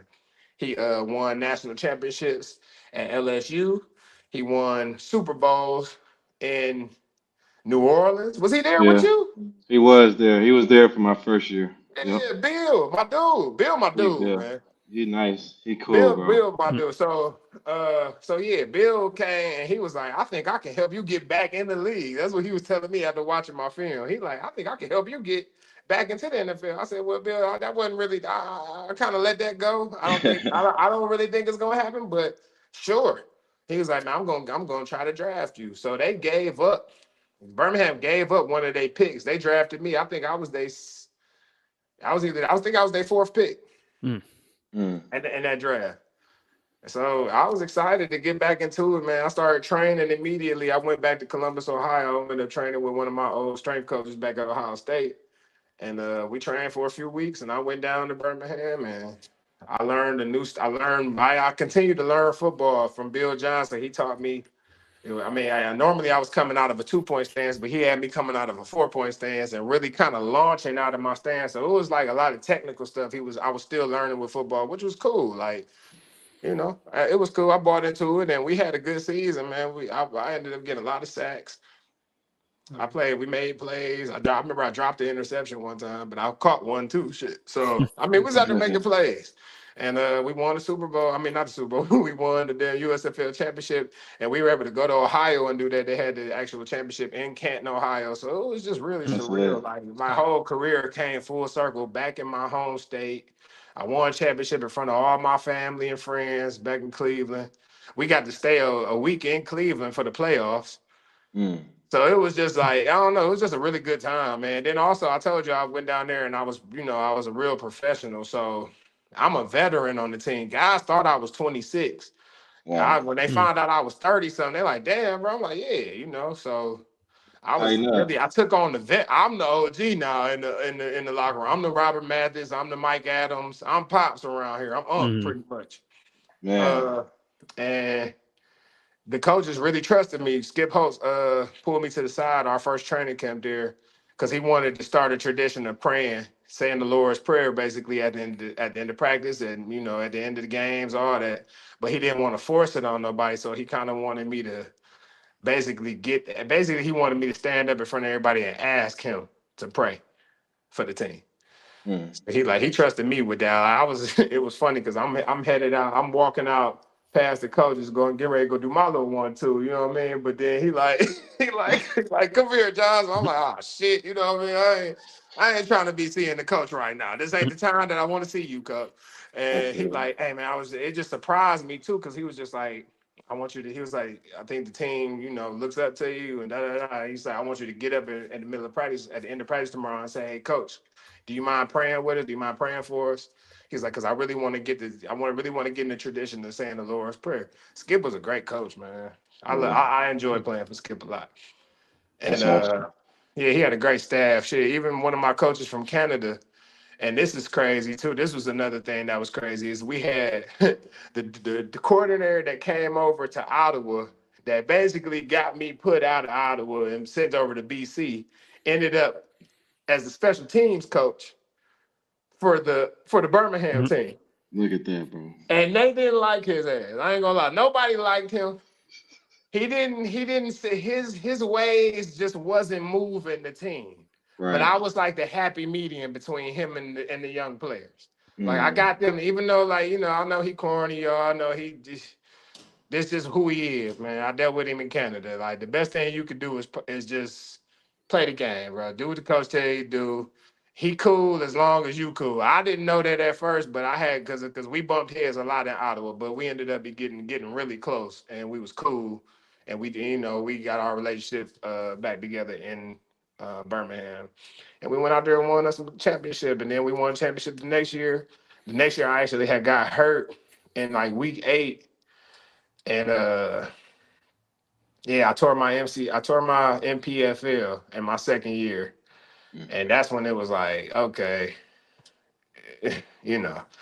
I'm tearing shit, and I don't know. I just was like, let me go ahead and let this thing heal up. I didn't get no surgery or nothing, but I also kind of knew the rules because I was one of the leaders for unionizing the league the first year. So the steel workers came in, and these other guys, they had all formed, like they basically wanted to form a union for the USFL players because a lot of crazy shit was happening. Guys was getting cut, guys was getting hurt, wasn't no compensation. It was just like there was no protection. Yeah. And it was getting really sticky. So they ended up coming in and trying to unionize. And people asked me, and I'm like, yeah, we need a union. Like, yeah. We had one in the NFL. We had one in the CFL. If y'all smart, you definitely want to vote yes. And I remember Fox Sports, I remember them coming in there really trying to talk everybody out of it too. The coaches was coming in, they like, it gets kind of messy. They trying to like, nah, man, we need some type of representation when it comes to these powers, man, because they're gonna just do whatever they want to do. Like we the product. And obviously guys get hurt. So we need some type of protection for when guys get hurt. Right. Now I was one of the pioneers to go in there, sit down with Fox Sports in the offseason. I got everybody pay raises. I got people guaranteed money. They was trying to give us money to we played for a pot the first year. So winners would take more. The winners of the winning team would take more money than the losing team. That's why we was always trying to win. Because like shit, we need to get the most money we can. The bonuses, yeah. I didn't like that, bro. I fought against that when we got into the meetings with for the CBA. And with Fox Sports, so it was me and a committee of other players, Dartez. Dartez. We had like a few different players, one from each team basically that represented their team, that represented the players for the league and the union. We sat down with Fox Sports. We hashed out a CBA over a set few weeks. We went to Georgia. We went to Chicago. Like I was like a union rep, bro. It was crazy. I just, that was cold though. It was just a different time in my career, but like just on some older shit, like I guess that I'm real life OG now. Like I'm over here getting people pay raise. You really are now, bro. Yeah. I own that, bro. I got everybody guaranteed money. I told them, man, get rid of that whole plan for a pot. If y'all got that much money, split it in half to both teams. Everybody out there went out there and took the same risk. Why you get more money than me? True. So yeah, so we ended up getting a significant benefits. Like, so when I Bro, got hurt, I was like, I'm cool. Put me on the injured reserve. right. You know what I mean? I'll take this little, I'll take this little vacation that y'all finna send me on for the next few years, and I'll just, I'll ride off into the wind. This is segue into how I became a DJ. I'm hurt, and so I can't practice, but I wanted to stick around with the team for the last few weeks while we fight for our championship and stuff.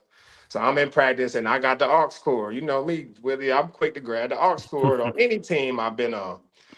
Putting people on old school music I probably forgot about. That's just always been a talent of mine. Didn't really understand how much of a talent it was until this particular day at practice.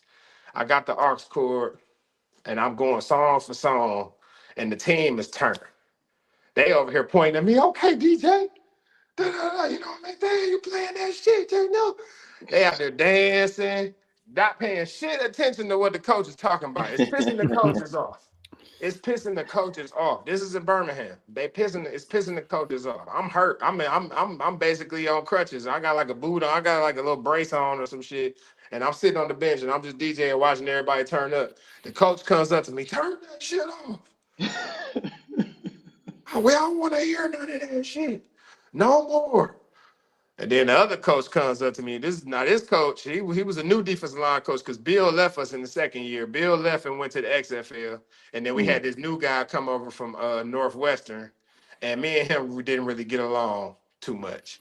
So I was already, but I was at a good point in my life to where I knew how to deal with certain coaches that me and them didn't really see eye to eye. I learned how to be more professional about it. So I've been sparing dude the whole year, pretty much. I've been dealing with a lot of disrespect from him. He talking crazy, all type of stuff. And I'm just like, all right, coach, you know what I mean? Real just professional about it. But now I'm hurt. I'm not playing no more. And here you come over here talking shit. I let his ass have it, man. You know what I mean? Like, it just got real bad right there in front of everybody. I think even Skip was just like, oh, shit, I never seen him act like that. So I'm like, my bad, man. But I'm like, man, y'all don't understand. Like, this has been ongoing. It has fueled me up to, I'm already hurt. I'm already mad that I can't play. And now I'm having some joy playing the music for the team. And y'all getting mad about the shit coming over here bothering me about it. And I'm like, I can't believe all this shit happened just because I was playing music at practice. I'm gonna go home and learn how to be a damn DJ. Right. Literally, I said that. And I'm like, okay, so when I got back to Indianapolis, there's a school here called Decademics. I signed up for it. They teach you how to DJ. I didn't know what I just trying new stuff, bro. Like, like why not? I always kind of wanted to be a DJ. I always been a dude on the aux cord. Let me see what I can do on this DJ stuff. I got my stuff right here, man. I don't know if you see it.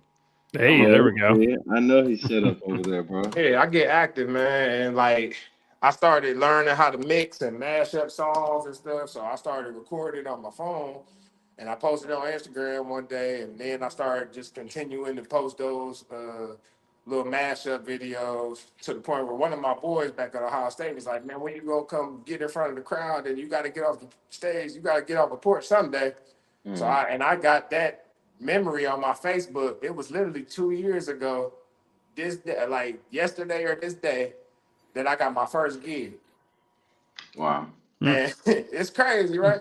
So I had got my first gig at Ohio State. I DJed for the it was 2 years ago, yeah, because they getting ready to play Michigan, right? It was for the Ohio State Michigan week. I went there and I DJed at some bar with their, for their watch party. Nice. And then from there, it just been going up, bro. I just kept getting booked. I grew here in the community with some local people here, some local artists and stuff, and just been doing events, health and wellness event stuff here.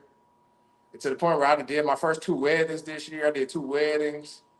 I done DJ at the NFL Combine, bro. I DJ for the so I'm plugged in with the NFL PA too. I do a lot of work with the PA still, so we're very in the community doing stuff all the time. And we have our banquets and little parties and gatherings that we do. And I've been the official DJ for our chapter here, man. Every time we do something and we got some type of party or something, they've been hiring me to DJ. I DJed at the golf course for the NFLPA fundraiser event. Like I'm a real DJ now, bro. It's just crazy how quick it happened. It was just 2 years ago I started.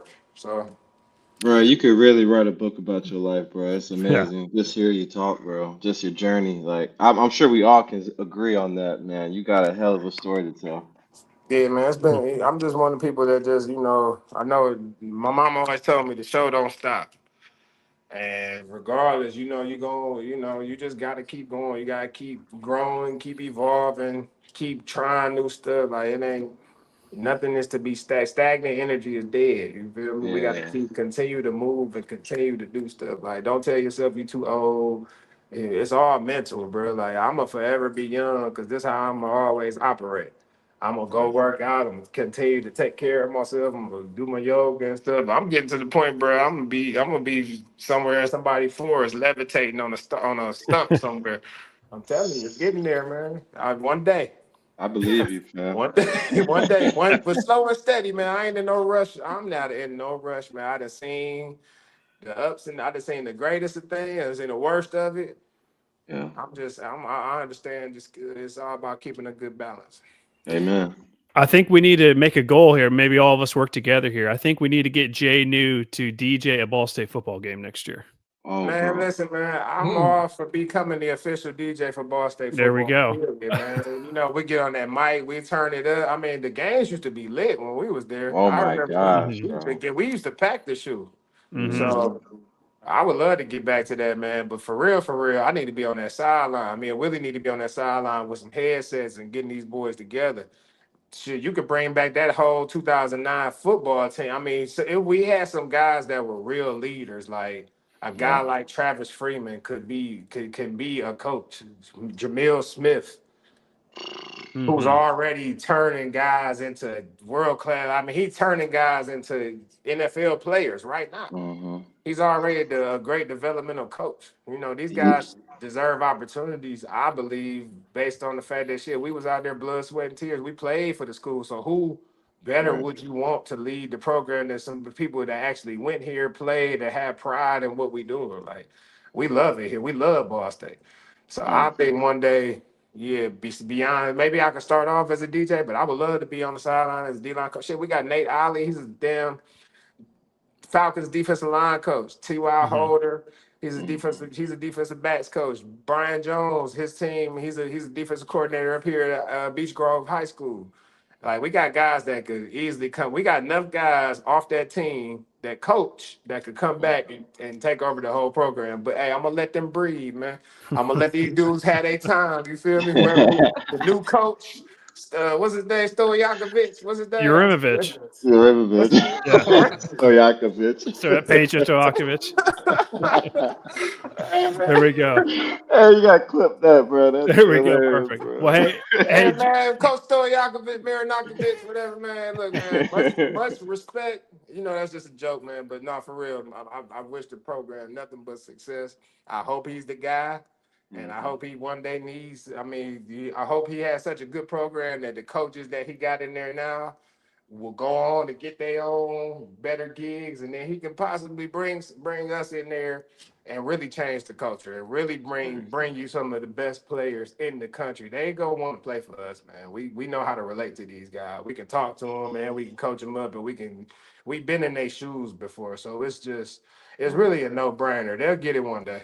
Mhm. Amen. Yes, sir. Well, hey, JNew, we appreciate your time here tonight. I'll kick it to Willie to if he has any final things he wants to say before we let you go here. Yeah, bro. No, I just really appreciate it, man. This is record meeting time, bro. For Just sure. interviewing. I think it could have went longer, bro. Because, like I said, your story is phenomenal, man. I just really appreciate you sharing it, man. Because it's got so much wisdom and packed in it, bro. And like you are just a testament of what true like resiliency is all about, right? Like just overcoming each obstacle that steps in your way, and you just continue to have a positive mindset about it, and just continuing to stay on track to your destiny and what God is calling you to do, bro. So I appreciate you, man. I appreciate you coming on to the show, bro, the pod. And again, like sorry for Monday, bro. Like you said, bro, it was meant for it to happen that way. So Man, today today tonight perfect time. Mhm. tonight could have been perfect, bro. And like I said, bro, I'm sure there's questions that people lined up for you, bro. But we appreciate you, bro. Us three for I, sure. I appreciate y'all having me, man. It's been a good time just going down memory lane and stuff. You know, Hmm. I don't brag too much or none of that, man. When people don't even know I played football until they dig deep into, when I meet people, I don't just come off and tell them, yeah, I'm Jonathan Newsome. I played here. Da, da, da. That's just Right. something they find out as they get to know me. So it'd be Hmm. cool to talk about it for sure. Well, For sure, Appreciate perfect. bro. y'all. So we appreciate you coming on, and hey, open invite to come back on whenever you'd like. If you want to come back and talk the Yeah. good old days again, we'll have you on whenever you'd like. Anytime y'all want me, man, I'm here. I got you. All right, perfect. Well, Jonathan, you go enjoy the rest of your night. Enjoy your Thanksgiving, and we'll talk again soon. Happy Thanksgiving. Happy holidays. Y'all be careful, man. Appreciate All right, y'all. have a good one. Much Thanks, love, man. bro. Thank you. Yes, sir. Thank you, JNew. All right. So that everyone, Jonathan Newsome, great guest. I knew he'd be a great guest. Obviously, again, Ball State legend, Indianapolis Colt. I loved it. Willie, what was it like talking to your old teammate there? No, it was awesome, bro. Just to hear him reminisce about the Ball State days, and even hear him talk about the Colts days. Like you said, bro, he's a legend in his own way, bro. To be the first Ball State player to be drafted, you had Danny after him, right? But Hmm. he was a legit first one, and he made an impact his rookie year. Like anybody who's a Colts fan knows who Jonathan Newsome is, and just what he did for that organization while he was there. Um, just a true testament of what it is to be man of God, character, right? Like he's gone through some stuff, right? He done came through Glenville, the rough parts of Cleveland, and just now he's where he's at, positive mindset, making an impact in the community, lived his dream, right? Now he's stepping into his purpose. And it's just awesome to see, bro, and just awesome to talk to him because I got to talk to him a couple weeks ago when I came out for the Hall of Fame deal. But just to hear him come on the pod and just him to agree and come on to tell his story, bro. I'm just glad everybody else got to hear. I'm glad you guys got to hear it and just Hmm. really, talk to him and just, hear his story because I think it's really powerful.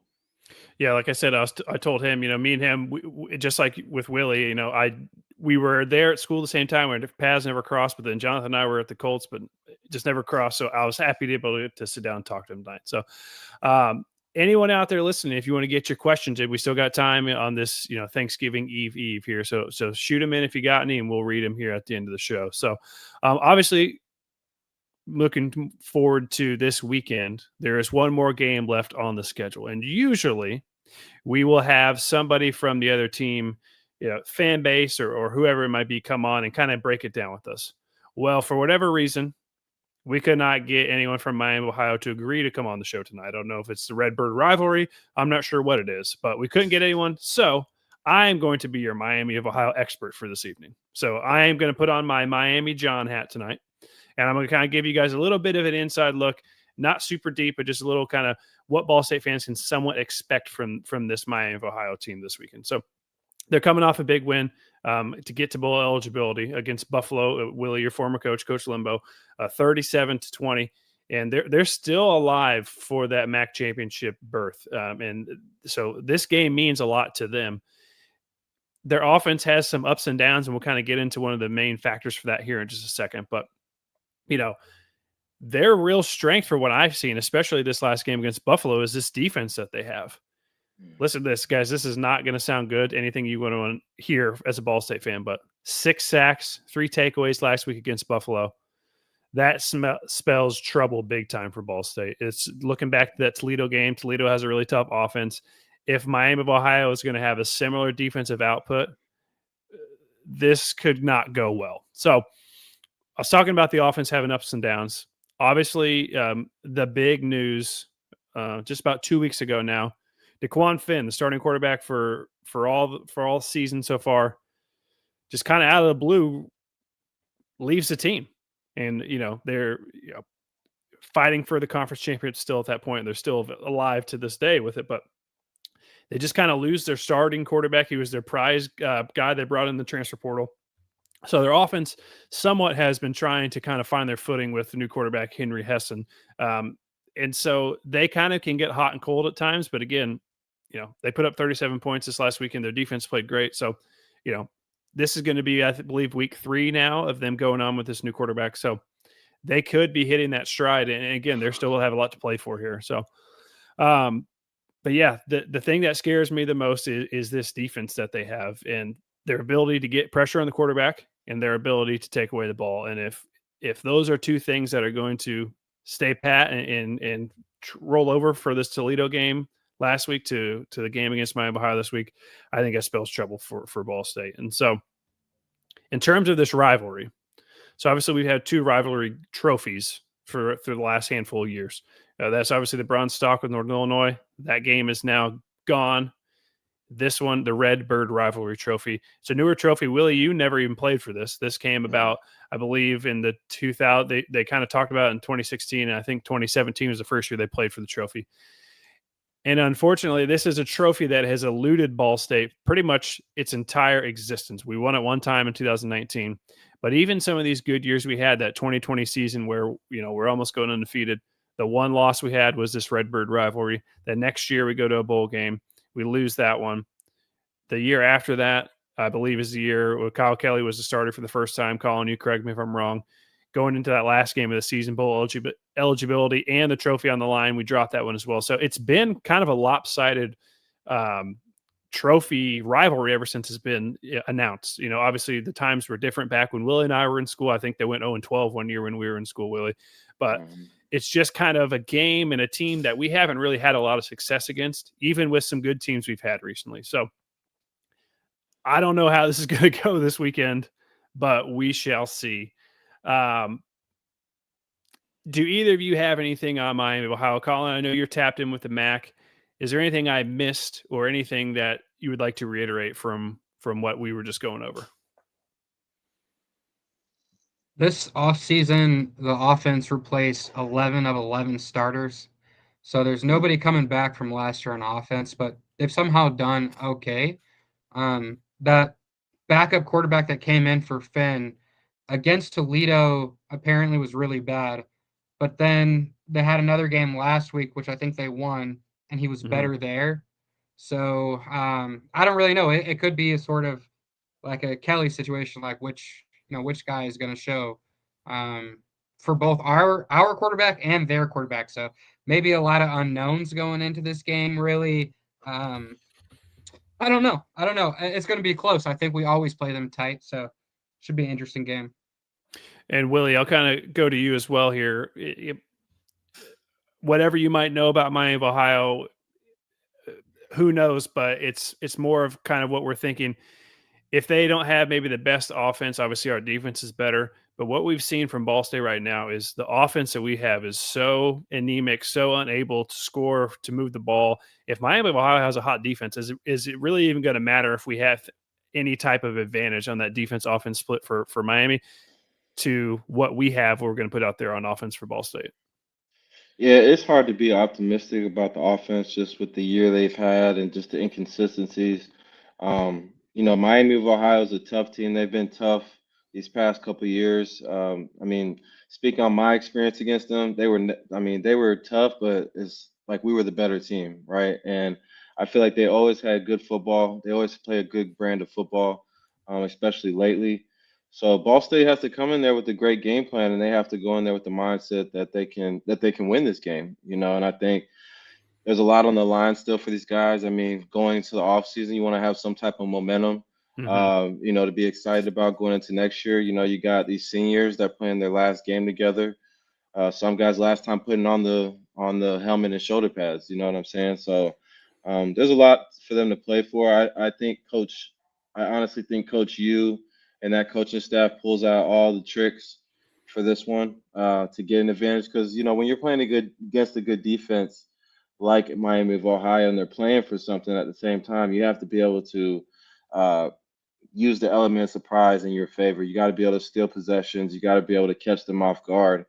So I feel like with nothing to lose and everything to gain going into this game, just like going into the offseason, I feel like this is the moment where Ball State pulls out all the tricks, and uses every play in the playbook to kind of, get this win. They need this win going into the offseason, right? And it'll feel better. We'll all feel better if we get this win going into offseason, optimistic going into next year. But if we lose in ugly fashion like we did against Toledo, or even Eastern Michigan, it's going to be tough to talk Ball State football in a positive light, for the next however many months until we get the spring ball and we kind of can start to, see the new regime of what this Ball State football team in 2026 is going to look like. So, I just really think that this game is going to mean a lot, in ways that we never thought before, right? Especially just in the position we're in. But I think we cannot play inconsistent football with these guys, right? Especially offensively. If we come out there and just lay an egg on the first drive and we can't protect the football and we can't keep our defense off the field, like it's gonna be a long day, fellas. Like we can foresee that. But if we want to be able to have a chance, like the coaching staff really has to step up and they have to show that, going into next year, there's something to be excited about at Ball State. Yeah. Anyone out there listening, we have some questions coming in. You still have time to get your questions in before the end of the show. Put them in the chats wherever you're watching, and we'll read them all here in just a few minutes. So I want to get into 3 chirps. I'll kind of start off the 3 chirps tonight. Obviously, we got 3 of them. So these are our 3 keys to the game or things that we want to see this weekend. So number 1, my first chirp for Kyle Kelly in this offense and the plays that are going to get called.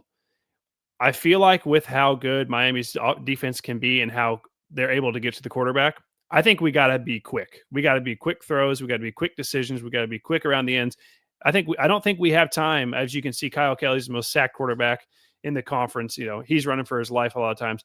We got to get this stuff out quick. And I think that's the best way, if they're going to have a chance to win this game, is those quick throws, those quick reads. We got to be fast. I don't think we're going to have the opportunity to let stuff develop.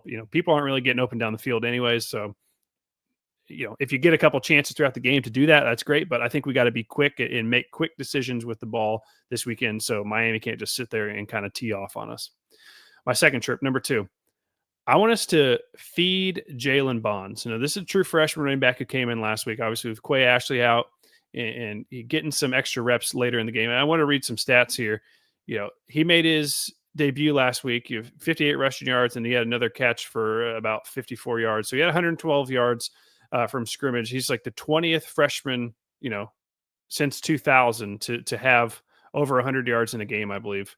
And so, I want to see some more of that. Obviously, bowl eligibility is out the window now. So not only Jalen Bonds, but just let's play some guys that haven't really had a chance to play some this year. And just kind of see what we got. Let's see if we can get excited about anybody throughout there. And obviously, Jalen Bonds kind of provided a little bit of spark last week. So I'd like to see more from him, true freshman, and really getting the ball. And let's see what we got with some of these guys. Obviously, it'd be great to win this rivalry game, but, we got another season next year, whether people are here or not. So let's see what we got and see who we want to bring back. And third, and lastly, my last chirp, we're talking about that rivalry game. Let's go out on a high note. Let's reclaim this trophy and give people some excitement coming into the offseason. Because if you would look back before the season and said, hey, we're going to win 4 games. We're going to beat Ohio. We're going to do this. That's an improvement from last year. I think people would take that. Well, the problem is how this timeline of the season has gone. I feel like people are really down right now because we come into that 4-game stretch this last month. And we were hoping we were all going to sweep it and be bowl eligible before we even get to Toledo. And here we are sitting going into Miami of Ohio, knowing a bowl game is out of the question. So I think a really stamp on this season where people can get excited and be happy with what we saw this year is they need to figure out a way to win this game this weekend. So let's make some quick decisions on offense. I want to feed Jalen Bonds, and I want to figure out a way to reclaim this Redbird rivalry trophy. Those are my 3 chirps. Colin, I'll kick it to you next. What are your 3 chirps for this game against Miami of Ohio on Saturday? My first chirp, and we've said this a lot, John, is just start fast. I don't want the team to get up on us 14-3 like Toledo was, and then the defense is just holding on, trying to keep us in it. So if we can start fast, maybe we can keep in the game, stay in the game for a while, and then maybe Kyle or Magwood, somebody makes a big play late to put us over the top, a la Ohio, a la Kent State, something like that. But right now, that's the only recipe we really have to win. So that's what I'm hoping for. Chirp number 2, special teams touchdown. I don't care if it's a punt return, kick return. I'd love to see TJ Horton or even Magwood, if they're letting him return it, do something to just set us ahead. That way there's not so much pressure on our offense. Now, my third and final chirp And this was kind of an insight that we learned on the last episode. So real, union members will remember this, but we need more than 6 snaps in the second half for Voris. Like, I don't know Yeah. what's going on that on the last week, but I'd like to see 2 snaps, or I'm sorry, 2 sacks for Voris this upcoming week. So it's the last game of the season. He's a senior. It's done. Play him the whole game and let him get that record. Yeah. Yeah, I mean, he has a high motor, and obviously he's getting after the quarterback at all times. But I would assume if they give him, as many snaps as he wants this weekend, I assume he will be going after the quarterback as hard as he probably ever has. And this is his last, chance to put tape as a Ball State Cardinal. I know he's playing in one of these postseason bowls. I can't remember exactly which one. His dad told us at the tailgate, but he's playing in one of those. That's already happening.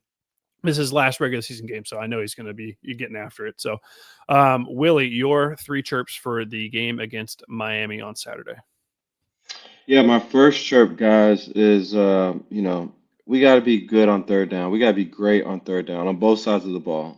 Defensively, I feel like the last couple of weeks we've been doing really well, stopping teams and creating turnovers. But it's been offensively, we just been able to sustain drives, and I think in order for us to keep this game close and to even be in contentions of winning, we have to be able to capitalize on third down. We have to be able to be in third and manageables and not third and longs, to be able to keep pressure off of Kyle Kelly because, he's a statue back there. I think he's kind of hurt. I think the wear and tear of the season has really got to him at this point, and he's not as elusive like he was week 4, week 5 of the season. He's beat up, and for us to keep him healthy, we got to keep him in third and manageables. We got to be great on first down, and we got to be in those third downs, third and 4s, third and 2s, right? So it's easier to convert versus third and 12, third and 15, right? That puts a lot of pressure on Kyle Kelly. So in order for us to do that, we got to be great on third down. We got to be in third and manageables, and we got to convert. My second chirp is to also, and I've been saying this the last couple of weeks, is win the turnover battle. The defense has been doing a great job of creating turnovers.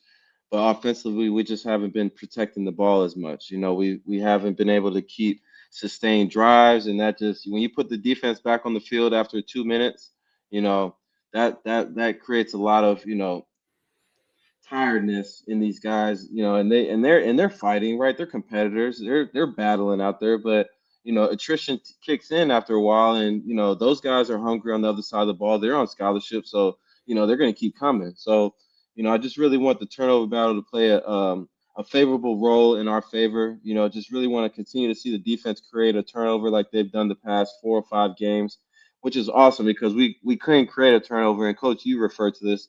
We couldn't even get a turnover. We couldn't buy a turnover the first 4 weeks, and now we got one every single game the past 5 games. So just want to continue to see that going into this game, and then carry that into the off season. That's something we can build on and be excited about from the defensive standpoint. And lastly, this is speaking to my playmakers, man. Let's get the playmakers the ball this game. I just don't feel like we've been giving our guys opportunities in the passing game with whether, like you said, John, whether it be quick game or screens or just getting our guys the ball in space and letting them go to work. I really don't want to see these long drawn out plays down the field where they look like shot plays and there's just only 2 guys in the routes and they're dropping 6 or 7 guys, right? Let's spread these guys out. Let's get into some concepts. Let's see some passing game concepts and just, really see what these playmakers can do, because I really feel like we haven't seen what our playmakers can do all year. And I feel like we have so much talent at the receiver position. We just haven't been able to see it. And I think this is a perfect game for them to cut it loose, right? To empty out the bag, pull out all the stops, pull out all the tricks, and just go after these guys. Play the best brand of football that we can. And the formula with the passing game, when you're successful in the passing game, the run game, automatically hits. And we got running backs, like you said, we got Bond, we got Horton. Those guys can run the rock, but it's going to be hard for those guys to run the rock if they got 8 guys in the box. You know what I'm saying? And I think if we're able to pass, if we're able to get the playmakers going on the outside, that will widen the box out a little bit, and then we can start gashing them in the run game. So, just want to see our guys make plays this coming Saturday because it's their last game. Just want to see a 100-yard receiver. I want to see Kyle Kelly throw for over 100 yards. You know what I'm saying, or throw for 200 yards. I want to see that type of stat game for these guys so they can go feel good going into the offseason, man, that the seniors can go out with the bang feeling good. Like Magwood, man. Magwood should at least see 5 or 6 touches this game just to send him off the right way. That's what's Yep. on the line. I feel like that's what's needed right now is just to see these guys go out there, cut it loose. Don't play tight, cut it loose. Let Miami of Ohio give them everything that they can handle. And even if they win this game, they're going to be beat up from Ball State. So if they do go to the MAC championship, they're going to be feeling it from us. So, those are my 3 chirps, my last 3 chirps of the season. Mm-hmm. So let's see if they can get it done. Yeah, and like you said, the last 3 chirps of the season. This is the last, as Coach Urimovich likes to say, the last sacred Sunday you get, or Saturday. You get 12 of them a fall. This is the last one for Ball State, unfortunately. So this Saturday, noon, Colin on Bad for You, CBS Sports Network this Saturday. Big thumbs down from Colin on that. Spread in the game, Yeah. Ball State plus 17.5, and the over-under is 41.5. So, boys, let's get some predictions. This will be the last one we have until the fall. So, Colin, I'll kick it to you first. What is your prediction for Ball State Miami this Saturday? Listen, we don't promote gambling, but that 17.5 is crazy. I would take Ball State to cover that 100%. I'm actually, and I'm a homer, and the fans will know, I've only picked us to lose 2 games. That was Auburn, and that was Toledo. And I was staying up late the other night. I texted the guys. I'm like, you know what? I think I'm taking Ball State. So I'm going to take Ball State by 1 point. I'm going to go 24-23. We haven't scored like 20-something points in a while. But like Willie said, I think we feed Keon. I think the seniors got to step up this game. It's the last game. Redbird rivalry. We don't really win that, but to keep that like bad taste out of everybody's mouth, because honestly, like the stats wise, this was a better year than last year. I mean, last year we went 3-9. This year we already have 4 wins. The year before that, we had 4 wins again, and that was the year, John, that we finally gave in to like, bringing in Kyle Kelly a little bit. But like, yeah, if we want to make it better than the last 3 years, this is the game to do that. This is how we do that. Win, get us to 5-7, and then it'll kind of equal that I think it's 2022 year where we went 5-7 and lost to Miami that last game. Mm-hmm. Yeah, if you remember back to our preseason predictions, I had us going 5-7. So I've had a couple shots here to hit that one right on the head. So a win would be nice. And Colin's picking Ball State to win. Also, the guys over at Max Sports Connections, they do their picks each week. 2 of the 3 of those guys had Ball State winning, which I thought was a little shocking. I'll get to my prediction here in just a second. But Mr. Sneed, the last one we got this year, no more until Ohio State in the fall. What happens this Saturday? I think Ball State comes out and really plays a tough game.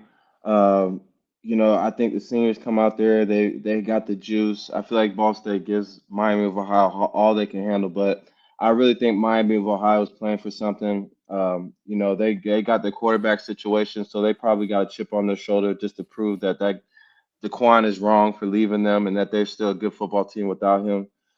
So I hate to do this, but I really think Miami of Ohio is going to pull this one out. No. I don't have them covering though. I think Ball State's going to keep it close. So I'm going to go 13-20. 13-20. Okay. Yeah. Well, Colin, I am going to take Miami of Ohio as well. You're the only one here this weekend. So hopefully we come back on Wednesday and Colin was the right one here. I got us losing this game like 30-20. I think maybe it's like 28-3 at halftime or something like that. And maybe, Miami kind of takes their foot off the gas a little bit, and then Ball State, maybe plays some of these guys who haven't played this year and has a chance to maybe score some points late. But like Willie said, Miami still got a bunch of stuff ahead of them. They have a chance to play in the MAC championship game. They have a bowl game coming up at a minimum. So, the motivation is just different there. Ball State's these guys have been kind of beat up on here recently. And so, for better or worse, hopefully this is the last time that we're having to pick against Ball State in a scenario like this. But, just from what I've seen, I just don't know that this offense is going to be able to match up with this defense. And we saw it against Toledo. I think we're going to see something similar here. So, Colin, not to mention it's Miami of Ohio's last home game. Mm-hmm. It's probably going to be senior night. There's going to be a lot. There's going to be a lot going on Saturday. The CBS network, it's not. Miami of Ohio's coming to play. So Yeah, that's right. Ball State better have it strapped on, ready to go, man. Colin, you look disgusted. Any last words before we get to our listener comments? When Ball State loses Willie Snead, that is a problem. My only comment. There we go. Only, Perfect. hey, only 2 games. 2 games. I matched you. Two There games, we and it go. wasn't the Fair damn enough. Auburn game. I'll put it that way. There we go. Perfect. All right. Well, hey, let's get this has been a great episode. Let's get to the listener questions and we'll get everyone out of here.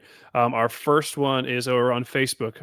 Our good friend, a fellow Ball State fan. He watches the show every week, Mr. Scott Simborski. He said, "Love the chirps, John. Appreciate it. I thought my chirps were pretty good here. Spot on tonight. Let's see what we have in the stable." Yeah, I mean, again, obviously we have a rivalry game here that we'd love to win, but the most you can get is 5 wins. 5 wins isn't going to get you in the postseason. So, you might as well see what you got if we haven't done it yet. And he also wanted to say happy Thanksgiving, guys. So, Scott, happy Thanksgiving out there to you and yours as well. Hopefully you guys, have a good one. And I assume you guys are going to be at the game this weekend. So if you are, take that RV down there to Miami, Ohio, and give the fans some good chili again, like me and Colin got when we were there. Over on YouTube, Mr. Voris, he kind of clarified something for us here. He said the Hula Bowl. So Nathan's playing in the Hula Bowl on January 10th. So there'll be one more opportunity for Nathan to get out there and play. And so we'll be looking forward to that in January. And then our friend, Mr. Stephen Vitt, I think he's saying this because he wants us to win this game for his own personal reasons. But hey, Cardinals beat Miami of Ohio for us, sincerely, the Ohio Bobcat fans. So, Steven, we will do what we can. I don't like our chances to help you out this weekend, but if we can, we will. So those are our ones for on all the people where people are watching. So again, you can always send in your chats on Twitter, on YouTube, or on Facebook. But guys, I have one more here for you. And this is the first ever text submitted question that I have. And this is from my wife sitting in the living room watching the show, I believe for the first time ever, with my in-laws. And she said, "Hey, if you could take your father-in-law to any Ball State game next season, which one would it be?" So I'll ask this to you guys. You're both married men as well.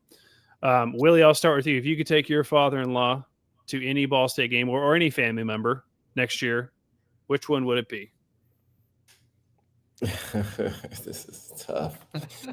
First of all, I gotta look at the schedule. The fact that we play in the Horseshoe first game of the year is probably going to be in a thrilling moment, even though the score might not be too thrilling. I think the experience would be dope. But if we're talking about at the shoe, I think it's always a fun weekend for family weekend. From past history, family weekend has always been an electric day. I mean, for some reason, the energy feels like homecoming, but I just think the family environment, it's like the middle of October, end of September. So the weather is like beautiful. It's perfect weather. Ball State normally is like 2-2, 3-1. So the crowd is there, but I feel like family weekend is a great weekend to kind of take, whether it's your in-laws, whatever, family, kids. I feel like that's a great weekend to kind of really enjoy the Ball State experience. And, it's early in the season. It's not too cold. So, you can go out there and have a good time. Colin, the same question posed to you. I'm going to take a completely different direction. I'm looking at who we play. When you go to see a Ball State game, you want to make sure you walk back to the cars like me and John had it, where you're chirped up, you're super excited. The walk back after the EMU game, that's not a good feeling. You need a couple cigarettes, you're spitting on the side of the road, you're like, damn, there's trouble.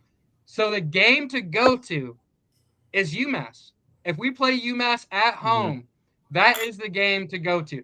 Now, if we don't get UMass, you'll have to settle for a Kent State, for a Akron, someone like that. But we should still handle business against those teams. So those are the three games I say. If we play at home, UMass, Kent State, or Akron, one of those three. Now, Colin, you're kind of correct, but the answer is a home Maction game, like we went to against Kent State. There's nothing more Ball State than a midweek game under the lights at Schumann Stadium. It's cold. So my father-in-law is out there listening right now. If we have a Tuesday or Wednesday night game at home next year, that's the one we'll be going to. So that's a good one. Yeah. There we go. Nice. So, all right, boys, this has been a very long episode, but it was great. I love talking to Jonathan Newsome. It was great. It was great talking to you guys, getting ready for the game this weekend. I think we're good. You have anything else for the fans or anyone out there watching? All good, man. Happy Thanksgiving to everybody. Thank you for the guys, the people who stayed tuned on. This was a long episode, but I think it was an exciting episode. I think we got to really hear a great testimony from Jonathan Newsome and just his journey. But really just want to say happy Thanksgiving to everybody. Thank you for staying on with us and staying on this whole season. You guys have grown. You guys have helped build this. Appreciate you, John and Colin, for bringing me on early in this season. But yeah, happy Thanksgiving, everybody. Appreciate you guys always. Yeah, I just want to thank Jonathan Newsome for coming on. Actor, DJ, football, just extraordinaire in general.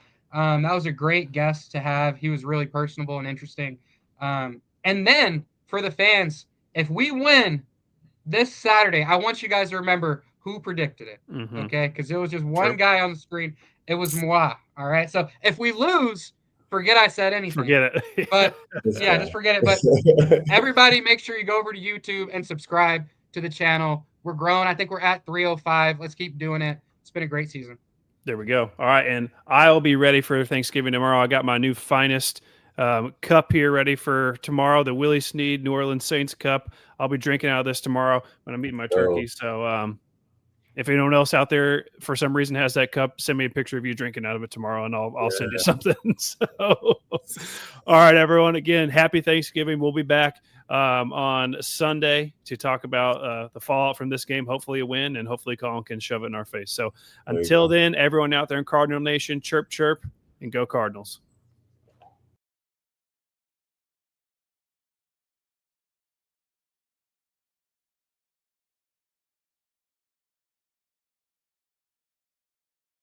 All right.